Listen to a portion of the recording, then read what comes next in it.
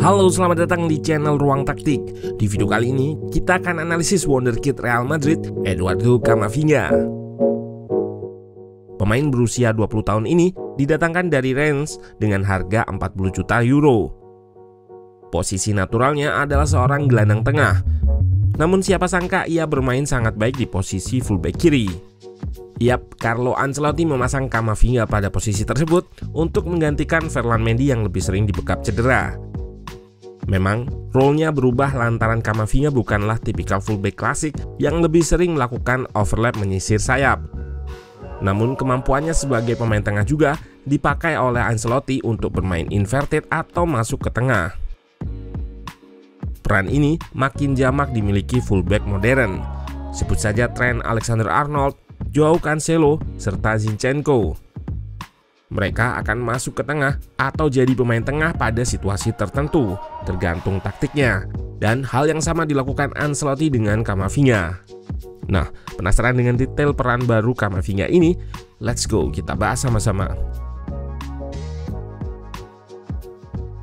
Dari data yang diambil pada situs Transfermarkt, posisi yang paling banyak dimainkan Camavinga adalah gelandang tengah dan gelandang bertahan.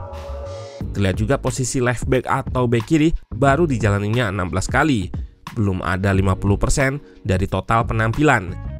Namun ia menjalankannya dengan baik seolah sudah jadi posisi aslinya.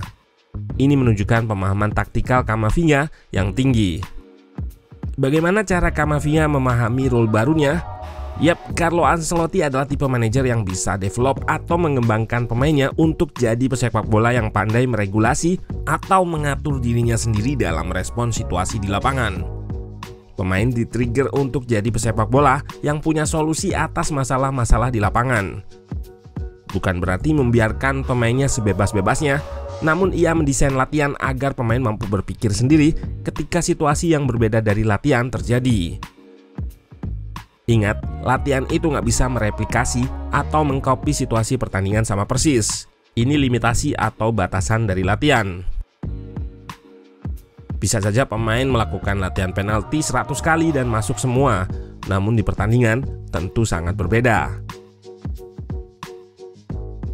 Lalu dengan instruksi yang nggak terlalu detail, nggak terlalu strict atau mengikat, pemain bisa merespon situasi pertandingan yang random dan nggak tertebak, lantaran pemain adalah manusia juga yang nggak bisa dikontrol menggunakan stick PS atau tombol keyboard, merespon ketika kita pencet suatu tombol. Cara kerja instruksi di kepelatihan nggak seperti itu. Metode ini yang bikin pemain-pemain Real Madrid digambarkan seolah cuma mengandalkan kualitas individu saja. Padahal yang nggak sepenuhnya benar. Contoh saja pada match versus Chelsea di mana Carvajal lebih diinstruksikan invert juga ke tengah untuk mengekspos gelandang Chelsea yang bermain tanpa pemain sayap. Sehingga akhirnya ia bisa memberikan assist seperti pada gol ini. Hal yang sama juga dengan Camavinga di laga ini.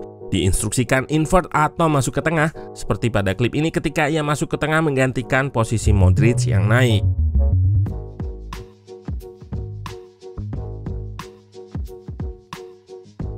Di fase build up pun, salah satu taktik Ancelotti adalah menggunakan struktur center back yang melebar dengan cross yang drop ke belakang.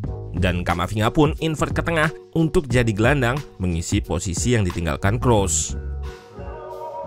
Dengan posisinya yang invert ke tengah ini, ia lebih punya ruang dan waktu untuk mengirimkan umpan-umpan khas pemain tengah, bukan crossing ataupun cutback yang identik dengan fullback. Hal ini ia lakukan ketika lawan membentuk blok rendah. Camavinga pernah melakukan pre-assist ke Benzema yang jadi gol Rodrigo di UCL musim lalu. Yap, pada musim tersebut, ia selalu jadi super sub Ancelotti di UCL yang selalu memberikan pengaruh ketika dimasukkan sebagai gelandang. Tipe umpannya mirip, yaitu crossing yang dilakukan di area half space.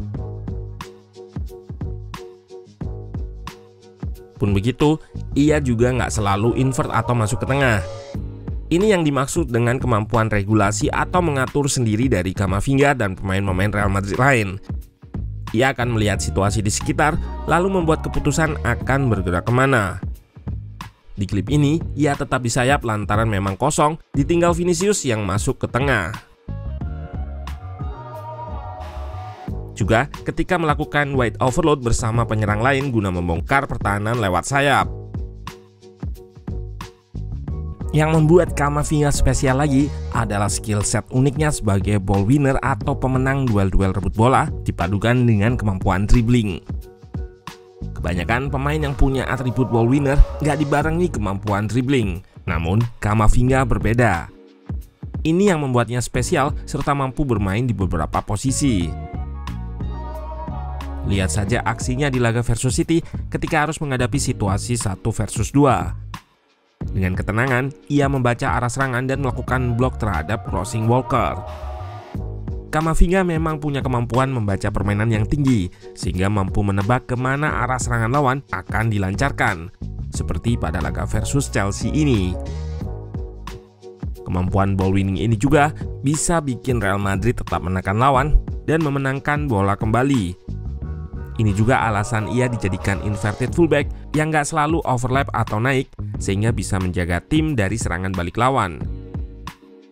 Sedangkan untuk kemampuan dribble, di usianya yang tergolong muda, ia sudah punya bekal skill dan yang terpenting decision making atau pengambilan keputusan yang relatif matang.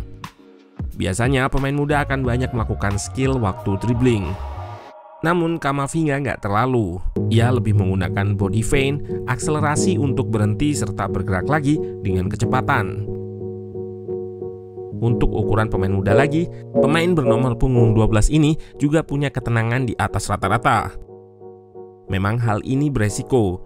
Namun pemain yang punya keberanian mengambil resiko adalah pemain yang punya tanggung jawab besar juga dalam menanggung resikonya. Seperti saat mengumpan ini, ia bukan mengambil opsi mudah, tapi yang lebih sulit.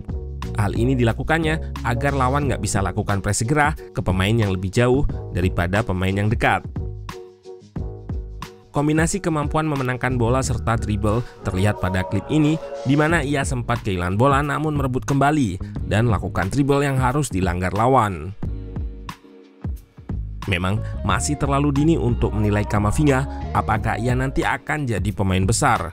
Namun bakat besar dirinya sudah tercium Real Madrid dan saat ini terlihat ia dalam track yang benar. Memang beberapa hal masih perlu diasah seperti retensi bolanya yang kadang masih sering lepas.